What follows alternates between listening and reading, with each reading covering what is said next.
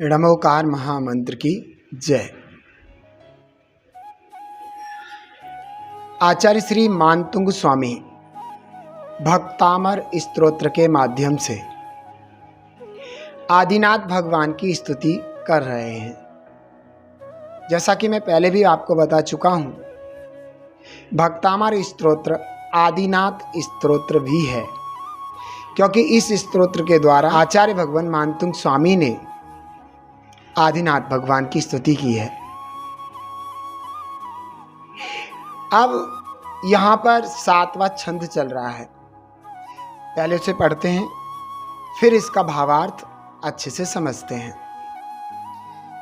त्वत्संस्तवेन भव संतति सन्निबद्धं पापं क्षणाक्षयमुपैति शरीर भाजाम् आक्रान्तलोकमलिनीलमशेषमासु सूर्यांशु भिन्नमेव सार्वरमन्धकारम्। आहा,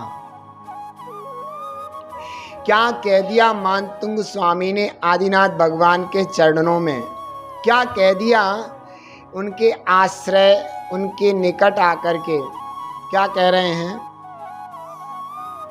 हे भगवान, जितने भी शरीरधारी संसारी जीव हैं,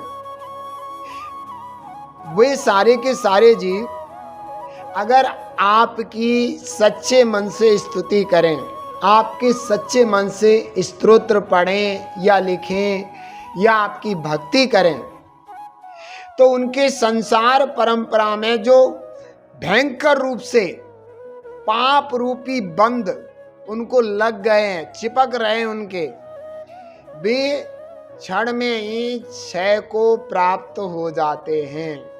क्या कहा कि जो संसारी जीव हैं, अब उन्होंने क्या किया है? भवो भवो में अनेकों पापों को बांधा है। कैसे है पाप? भयंकर है, जटिल है, किसी भी तरीके से छूट नहीं सकते, नष्ट नहीं हो सकते।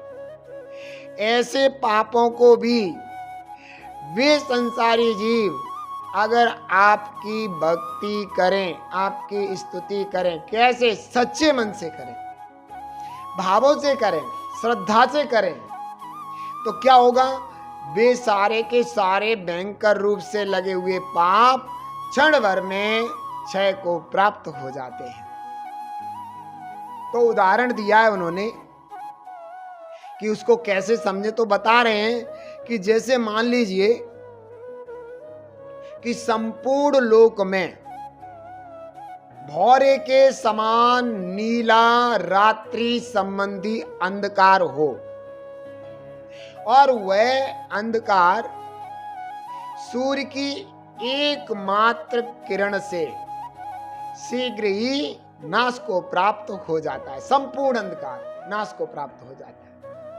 कि जैसे भौरे के समान रात्रि संबंधी अंधकार, नीला अंधकार क्या संपूर्ण लोक में फैला पड़ा हो, एकमात्र सूर्य की किरण से वह समस्त अंधकार नष्ट या नाश को प्राप्त हो जाता है। वैसे ही ये भगवान संसार परंपरा में, संसार के क्रम से संसारी जीव ने भवो भवो में जितने भी पाप कर्मों का अर्जन किया है, कैसे? ऐसे पाप कर्मों का जो छूटाए से भी छूटे ना, ऐसे पाप कर्मों का जो अर्जन किया है, वे पाप कर्म भी आपकी स्तुति करने मात्र से क्षण भर में नाश को प्राप्त हो जाते हैं। क्षण भर में जैसे ही आपकी स्तुति की, उस स्तुति से क्षण भर में भी पाप कर्म नाश को प्राप्त हो जाए। समझ में आ रहा? तो पाप कर्म इसने कब कब प्राप्त किए हैं? कि कब से जीव अनादि से है, संसार में कब से? अनादि से है। अनादि से इसने पाप कर्म अपने साथ समेटे रखे हैं। ठीक है। वे कर्म बहुत जटिल हैं, नष्ट नहीं होने वाले हैं, कैसे भी करके भी नष्ट नहीं हो रहे हैं। वह जीव अगर आपकी स्तुति कर ले, आप कैसे हैं? वीतरागी हैं, सर्वज्ञ हैं, हितोपदेशी हैं। वीतरागी कैसे? राग द्वेष से रहित परम शुद्धता को प्राप्त हैं। सर्वज्ञ कैसे? संपूर्ण सब कुछ जानते हैं, कुछ बचा नहीं जिनके जानने से। हितोपदेशी कैसे? जिनके जैसा कोई जगत में इस जीव का हित कर नहीं सकता। ऐसे आप वीतरागी सर्वज्ञ हितोपदेशी आप आदिनाथ की जो स्तुति करे, और वह जीव संसारी जीव कब से पाप कर्मों में लगा हुआ है? कहते भव की परंपरा में क्रम से पाप कर्म अर्जित में लगा हुआ है, और वह जीव सच्चे मन से आपकी स्तुति कर ले तो जकड़े हुए, भयंकर रूप से जकड़े हुए पाप कर्म भी वो क्षण भर में नाश को प्राप्त करा सकता है। तो उदाहरण मैंने आपको दिया ही था कि संपूर्ण लोक में भयंकर अंधकार फैला हो। वो अंधकार कैसा हो? भौरे के समान नीला हो, और कैसा हो? रात्रि संबंधी हो। ऐसा अंधकार भी सूर्य की एक किरण मात्र से नाश को प्राप्त हो जाता है। तो हम लोगों को भी यह भावना समझना चाहिए। हम लोग भी सच्चे मन से वीतरागी जिनेंद्र परमात्मा की भक्ति पूजा अर्चा करें, प्रतिदिन मंदिर में जाएं, अच्छे अच्छे भाव करें, सभी के प्रति अच्छी अच्छी भावना करें।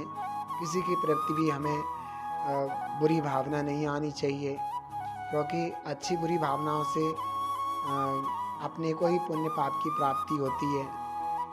बुरी भावनाओं से पाप की और अच्छी भावनाओं से पुण्य की प्राप्ति होती है। तो इस बात को विशेष ध्यान रखें कि हमारे जीवन में कोई भी बुरी भावना कभी ना हो, जिससे कि हमारी संसार परंपरा में पाप कर्म बंधें और हमें बहुत ज़्यादा दुखी करें।